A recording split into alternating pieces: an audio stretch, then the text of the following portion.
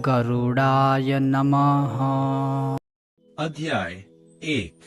पक्षीराज गरुड़ ने भगवान विष्णु से निवेदन किया, हे प्रभु, मैंने तीनों लोकों का भ्रमण करने के बाद उसमें रहने वाले लोगों को देखकर यह निष्कर्ष निकाला कि वह सभी दुखों में ही डूबे रहते हैं। मेरा अंत कर्ण पीड़ा से भर गया है।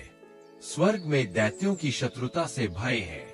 पृथ्वी लोक में मृत्यु, रोग तथा अभिषित वस्तु के वियोग, पाताल लोक में रहने वाले नाग आदि को मेरे भय से दुख बना रहता है। लोक कल्याण के लिए गरुड़ा द्वारा पूछे गए प्रश्नों का भगवान विष्णु द्वारा समाधान का सार इस पुस्तिका के माध्यम द्वारा पेश करने का प्रयत्न किया गया है। पक्षी राज गरुड़ भगवान विष्णु जी से पूछते हैं, हे प्रभु, आप यह बताने की कृपा करें कि एक प्राणी कैसे मरता है और मरने के बाद कहा जाता है। 2 मरणासन व्यक्ति को किस कारण पृथ्वी पर सुलाया जाता है। 3 उसके नीचे कुश और तिल क्यों बिछाए जाते हैं। 4 उसके मुख में पंचरत्न क्यों डाला जाता है। 5 मृत्यु के समय गोदान अन्य वस्तुओं के दान क्यों दिया जाता है। 6 उस समय प्राणी आतिवाहिक शरीर कैसे प्राप्त करता है। 7 अग्नि देने वाले पुत्र पौत्र उसे कंधे पर क्यों ले जाते हैं।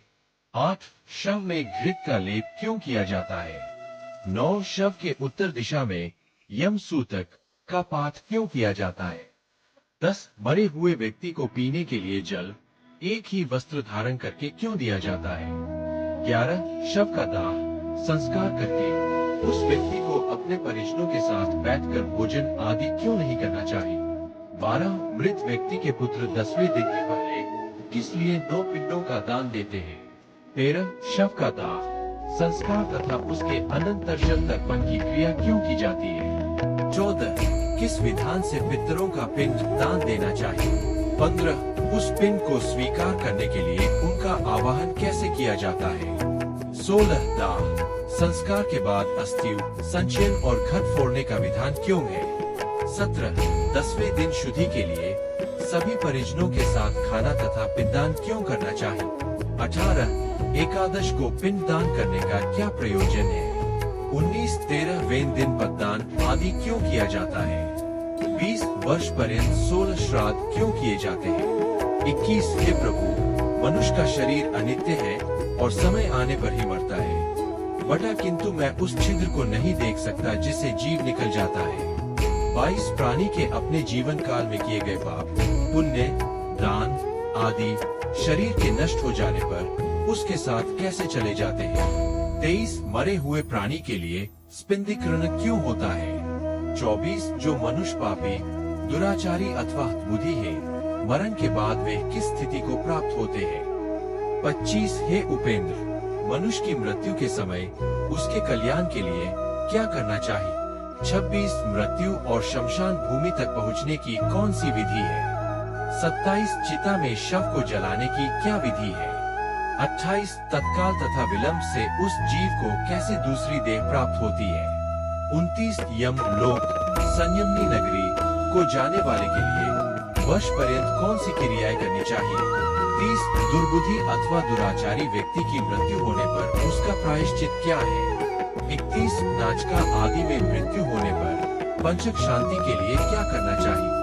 32 बहुत से पापों को करने पर भी इस संसार को पार कर प्राणी आपको कैसे प्राप्त कर सकता है। हे देव, आप मेरे इस संपूर्ण भ्रम को विनिष्ट करने में समर्थ हैं। मैंने आपसे यह सब लोक मंगल की कामना से पूछा है, मुझे बताने की कृपा करें। श्री कृष्ण जी गरुड़ से कहते हैं, हे पक्षीराज, तुमने जो मानव कल्याण के लिए अपनी जिज्ञासा व्यक्त की है वे सर्वश्रेष्ठ है।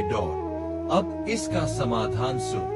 जब मनुष्य अपने पिछले जन्म के अच्छे बुरे कर्म के संचित परिणामों को भोगता हुआ और इस जन्म में कर्म करता हुआ मरणासन अवस्था को पहुंच जाता है तो शरीर में कई रोग उत्पन्न होते हैं। एक अचानक सर्प की भांति वह मौत के जकड़न में बंधता चला जाता है। वह घर में अस्यहीन, अपाहज, शारीरिक मानसिक पीड़ाओं से पीड़ित फिर भी जीने की मन में इच्छा को लेकर दुखदायी जीवन व्यतीत करता है।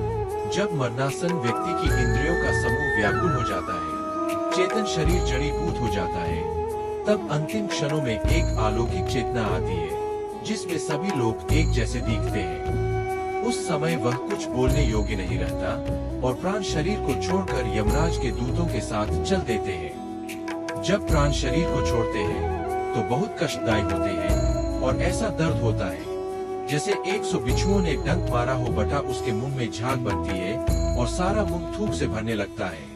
उस समय जो प्राणी दुखात्मा होते हैं उन्हें यमदूत अपने पाशबंधों में जकड़ कर मारते हैं। जो अच्छे कर्मी होते हैं उन्हें स्वर्ग के पार्षद सुख पूर्वक अपने लोक को ले जाते हैं।